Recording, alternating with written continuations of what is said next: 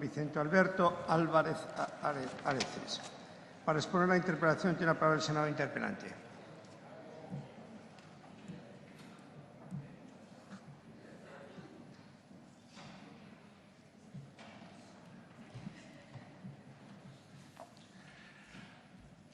Señor presidente,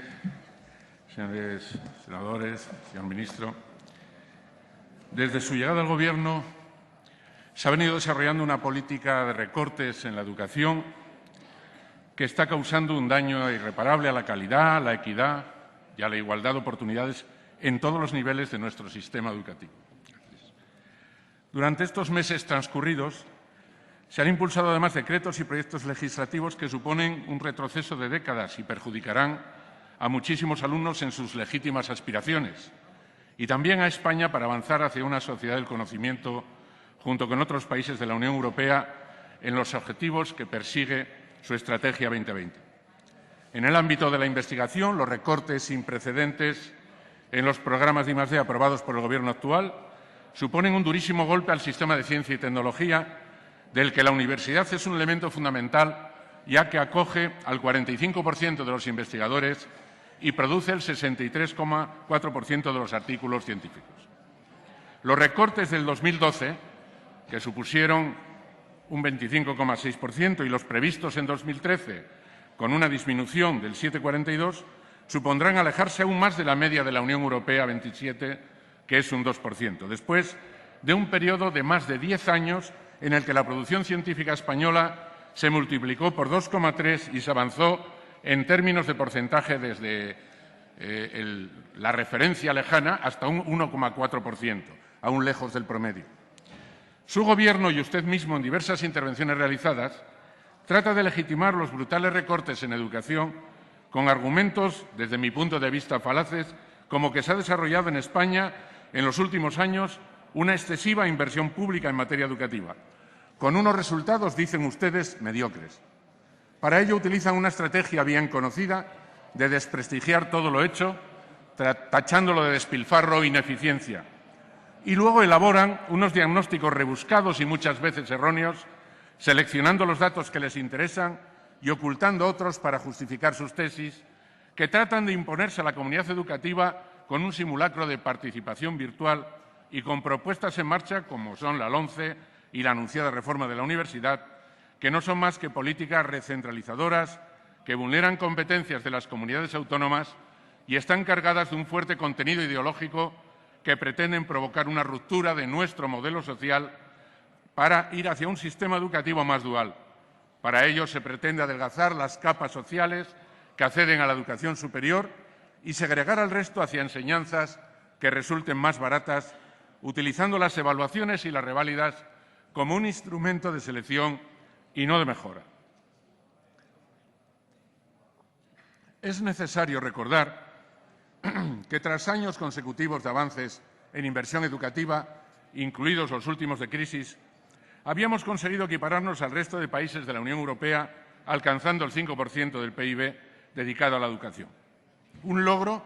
que en menos de un año se consiguió deshacer porque el decreto de no disponibilidad de diciembre del 2011 se le sumó la reducción presupuestaria del 2012, el Real Decreto Ley 14 de 20 de abril, las medidas restrictivas referidas a la universidad, el nuevo enfoque de becas y ayudas al estudio, así como el proyecto de presupuestos 2013, que está en trámite y plantea una reducción del gasto educativo nuevamente de un 14,4% respecto al de 2012 y nada menos prácticamente un 32% en relación al de 2011. Por si alguien quisiera interpretarlo como algo coyuntural, hay que recordar que el Plan Nacional de Reformas que el Gobierno envió a Bruselas plantea una reducción al 3,9% del PIB para el año 2015. Es decir, su objetivo es dejar a España a la cola de Europa, contraviniendo todas las resoluciones que tomaron tanto la Comisión como el Parlamento Europeo. La más reciente, la del 11 de septiembre del 2012, sobre educación, formación y Europa 2020, que insta a los países miembros a invertir más en esta materia y considera, cito literalmente, las medidas de austeridad y los consiguientes recortes presupuestarios en los sistemas educativos y formativos de toda la Unión Europea ponen en peligro uno de los factores claves de la cohesión y el crecimiento y socavan el objetivo de establecer una economía basada en el conocimiento en Europa. Conclusión. España está gobernando con una política que es la contraria de lo que votan sus propios parlamentarios en Bruselas al reducir sistemáticamente sus presupuestos en educación e investigación, en una perspectiva, además, de seguir bajando el gasto educativo, pues nada menos que 10.000 millones de euros en el intervalo 2012-2015. No es de recibo que usted trate de justificar recortes generalizados como los indicados y extender esa política de reducción del gasto educativo a todas las comunidades autónomas, mediante normativas de índole educativo y fiscal, justificando todo ello como medidas de racionalidad y de eficiencia y, al mismo tiempo, hacer un discurso de mejora de la calidad educativa y de búsqueda de la excelencia. No es creíble porque no hay ningún país en el mundo que consiga mejorar reduciendo drásticamente los recursos, ni tampoco hacer reformas enfrentándose a todos los integrantes de la comunidad educativa que han rechazado de plano este modo de hacer política y se han sumado a movilizaciones y protestas como las que mañana integrarán la convocatoria de huelga general en todo el territorio de España por muchos y fundados motivos, entre ellos el ataque frontal a la educación y a los derechos de igualdad en el acceso a la educación conseguidos en los últimos 35 años de democracia. Existe una evidente perversión en el lenguaje. Se dice una cosa y se hace la contraria. Se utiliza, desde mi punto de vista, un lenguaje cínico al llamar reformas lo que son verdaderas contrarreformas. Al despido de profesores y reducción de recursos en la escuela y en la universidad se le denomina eficiencia en el gasto y mejora de la calidad. Al aumento de alumnos por aula se le llama flexibilidad. A los nuevos requisitos para acceder y mantener las becas y a la disminución de los presupuestos para las mismas y para las ayudas al estudio se le denomina búsqueda de la excelencia y mejora de los rendimientos. La educación segregada por sexo se la denomina educación diferenciada y se dice que es una opción de libertad. Asimismo, se ocultan datos esenciales para analizar con rigor la situación de los principales indicadores de nuestro sistema educativo, incluida la universidad, acentuando solamente algunos parámetros donde no se alcanzaron los estándares promedio de la Unión Europea o de la OCDE, olvidando el punto de partida o la gran diversidad de resultados en las diferentes comunidades autónomas, identificando a España con el promedio sin utilizar cualquier medida de dispersión, porque no les interesa ayudar con medidas de estímulo a los que necesitan mejorar, ya que eso significaría revitalizar los programas de cooperación territorial que ustedes han eliminado prácticamente. Es un discurso increíble y demagógico que trata de introducir en la sociedad el convencimiento de que todo lo realizado es despilfarro y también ineficiencia, la herencia recibida, y que ahora se hará todo mucho mejor con menos recursos y, además, cambiando políticas que, en contra de lo que ustedes afirman, han servido para mejorar en España nuestros estándares educativos y promover un avance social y de igualdad extraordinario, teniendo en cuenta sobre todo el punto de partida, tanto en lo que respecta a la educación no universitaria como a los estudios superiores. Es cierto que en España tenemos que mejorar la tasa de abandono escolar temprano, pero no podemos obviar que en los últimos años se bajó desde el 30% hasta el 26% en el año último, que podemos alcanzar el objetivo intermedio del 23% en el 2015, que es el fijado en el Plan Nacional de Reformas, sin alterar gravemente la arquitectura de nuestro sistema educativo como se pretende. También hay que indicar, y eso se oculta, que el objetivo de alcanzar un 40% la tasa de titulados superiores entre los 30 y los 34 años en el año 2020, España ya lo alcanzó, puesto que en el 2010 ya tenía un porcentaje del 40,6%, y eso que se partía de un 29,2% en el año 2000. ¿No es eso un avance extraordinario? También se oculta que otro de los objetivos, que es obtener una media de un 15% como mínimo de los adultos que deberían de participar en el aprendizaje permanente, España ya alcanzó en 2010 un 10,80%. Y la media de la Unión Europea es inferior, tiene un 9,10% en ese mismo año. No es un buen resultado si partimos de que en el año 2000 España solo tenía un 4,5%. En la universidad, por poner solo algunos ejemplos, se nos dice que el nivel de formación de nuestros estudiantes es bajo cuando en realidad los datos de la OCDE, en Education and Glance 2011, nos ofrece que un 79% de los universitarios españoles obtiene su diploma en la edad típica de obtenerlos, frente a un 70% en la OCDE. Otras veces, como demostración del fracaso universitario, se dice que existe un 21% de desempleo entre los universitarios de 25 a 29 años, que es grave. Pero lo que no se dice es que el paro juvenil alcanza el 53%. Tampoco se dice que la tasa de desempleo de los titulados universitarios es notoriamente inferior al 26% del mercado laboral. Es frecuente también escuchar que en España el número de universidades es excesivo, planteándolo como un despilfarro, cuando en realidad en España hay una universidad por cada 582.000 habitantes y en países punteros, y cito a Estados Unidos o a Reino Unido, las ratios son una universidad cada 94.000 habitantes y una cada 253.000 respectivamente. ¿Dónde está la sobredimensión? Más bien el problema es el abordar mediante estrategias consensuadas la especialización y la internacionalización de las mismas. Por cierto, que los recortes de 176 millones de euros en Campus de Excelencia es un verdadero disparate e injustificable por su incoherencia. Señor ministro, tiene usted ahora en marcha una nueva ley, la LOMCE, contradiciendo lo que nos dijo en su primera comparecencia en sede parlamentaria. Es la número 11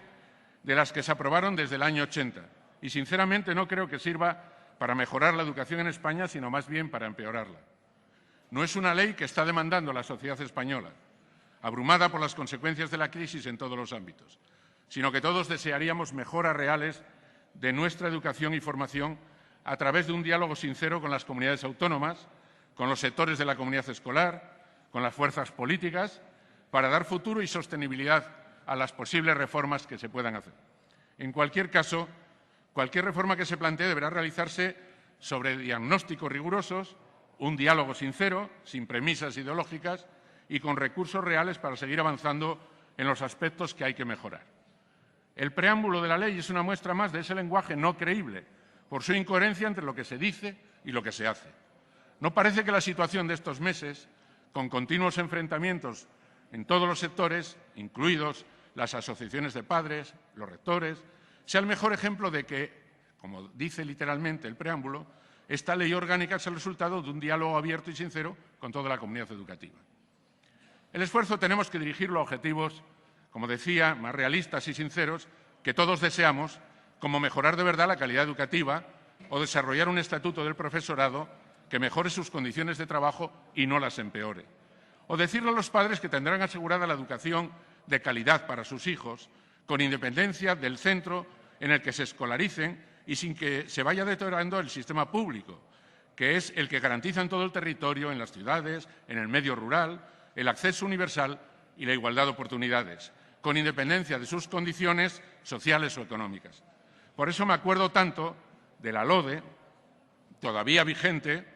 aprobada en 1984, que desde luego está hoy más viva que nunca para evitar cualquier intento de deformar la interpretación de lo que algunos consideran libre elección de centro,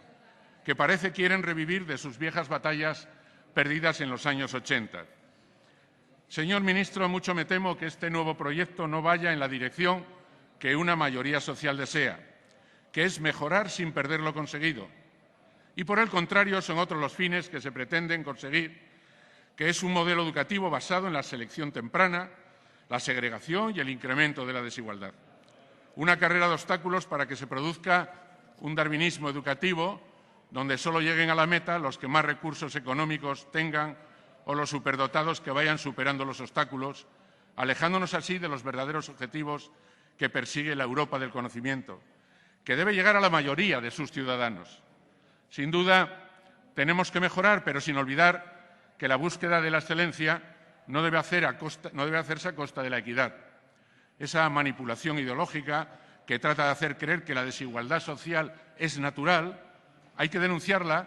porque oculta la relevancia de las políticas sociales y redistributivas que también forman parte del acervo europeo y deben seguir siendo un objetivo importante de la España democrática que hemos construido desde el año 77. Señor ministro, en medio de esta situación de falta de recursos, de despidos generalizados, de indignación de las familias y profesores, ustedes plantean proyectos legislativos como la LOMCE, también en la universidad, a partir de la entrega del informe de la Comisión de Expertos previsto para el mes de diciembre próximo. Yo le pregunto, ¿pretende usted imponer con la mayoría absoluta del Partido Popular a la sociedad española estas leyes en el peor de los escenarios posibles, con una profunda crisis económica y social sin suscitar acuerdos y buscar una estabilidad responsable entre los distintos sectores que actúan en el sistema educativo? ¿Cómo es posible decir que esta reforma no es ideológica cuando en el propio texto, con una visión estrictamente economicista, se concibe un sistema educativo basado más en el mercado que en el conocimiento y en el pleno desarrollo de la personalidad de los alumnos, tal y como dice nuestro texto constitucional, generando así una sociedad con más desigualdades? ¿Cómo es posible hablar de mejora de la calidad? Señoría. Termino ya, señor presidente, entendiendo esta como la consecución de la mejora de la formación integral de los alumnos y alumnas, cuando se establecen barreras y se segrega desde edades tempranas, contradiciendo todas las recomendaciones e informes de organismos internacionales a los que usted cita con frecuencia. Piénselo, señor ministro, yo creo que es mucho mejor que usted retire este anteproyecto y que inicie un diálogo real y sincero con toda la comunidad educativa, con las comunidades autónomas y con las fuerzas políticas. Muchas gracias, senador Álvarez.